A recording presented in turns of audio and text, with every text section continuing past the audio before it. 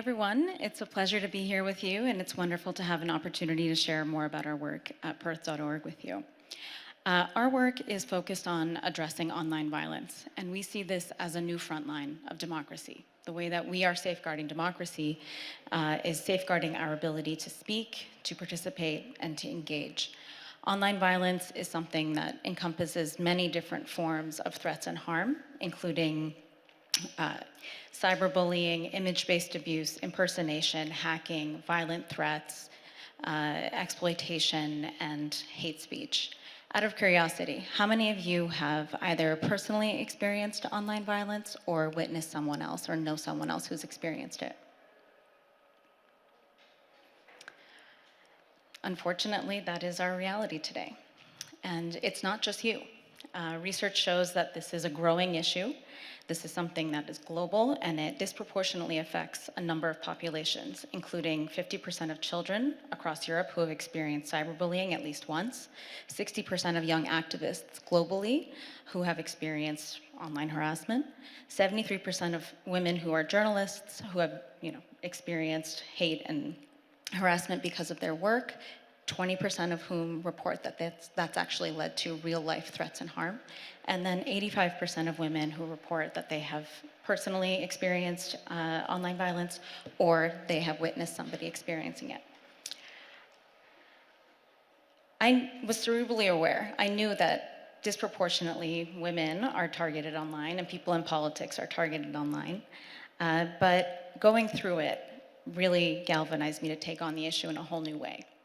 Perth.org, Perth, which stands for Platform to Independently Report Threats and Harm, it exists because of this photo.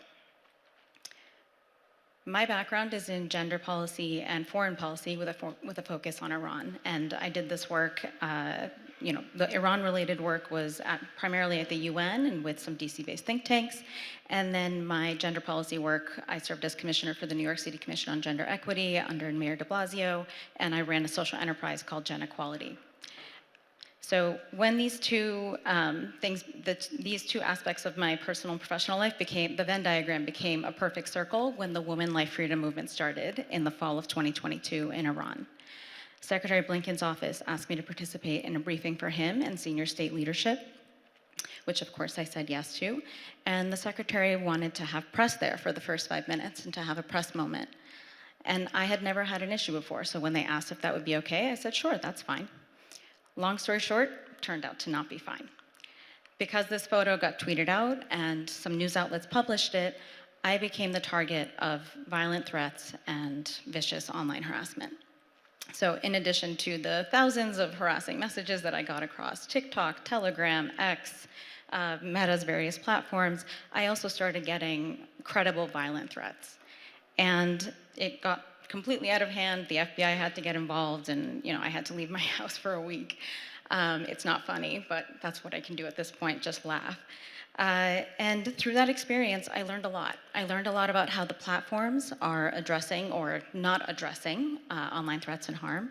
And I learned a lot about the resources that are available for you if you are going through a threat or harm, experiencing online harassment or violence.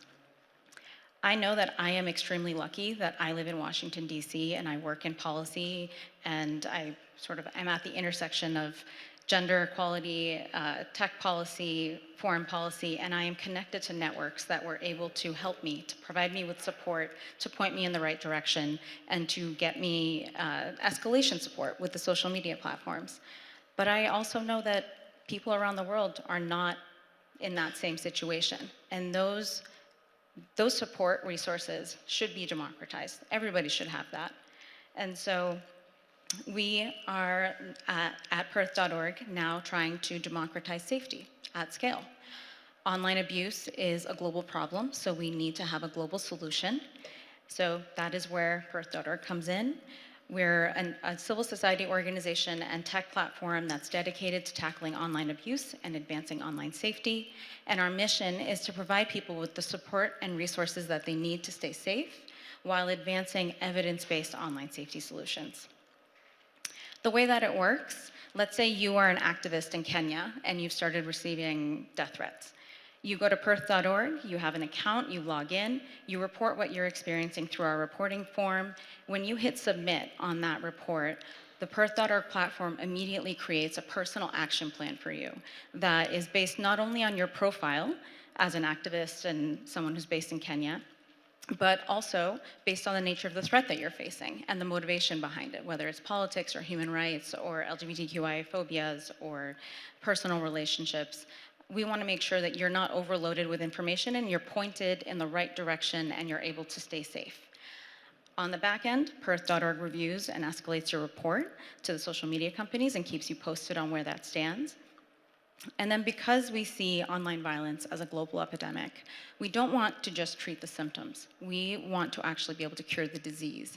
So we leverage our data set, which because we are intaking user-reported threats across all of social media, everywhere around the world, we're building a unique data set that is powerful in the sense that we can formulate and advocate for evidence-based solutions for online safety globally.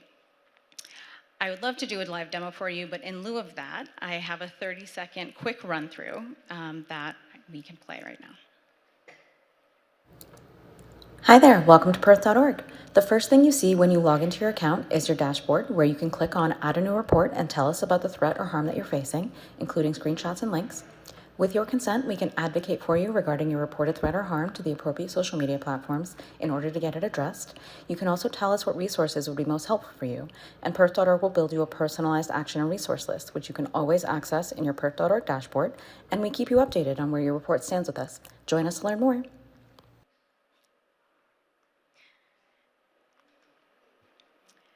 So that's the way it works.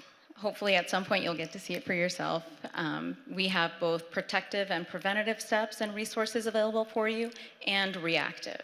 And those come from what we call our global and local resource library, which today is a database of various resources that will help you stay safe, encompassing digital security, emergency funding, helplines, how-to guides, legal aid, mental health support, physical safety, and there are specific resources across those categories for 160 countries and in 57 languages, because again, access to safety should be democratized. Trust and safety is our bottom line. We are a trusted flagger with the large social media platforms, including Google, Meta, TikTok, and X, and we have established relationships with the smaller platforms as well, which enable us to be an advocate on behalf of our users and to get quick attention to your issue. Let's say you've been doxxed. We've been able to get doxing cases taken down within a day. So we want to make sure that we are doing everything that we can to democratize the escalation channels as well.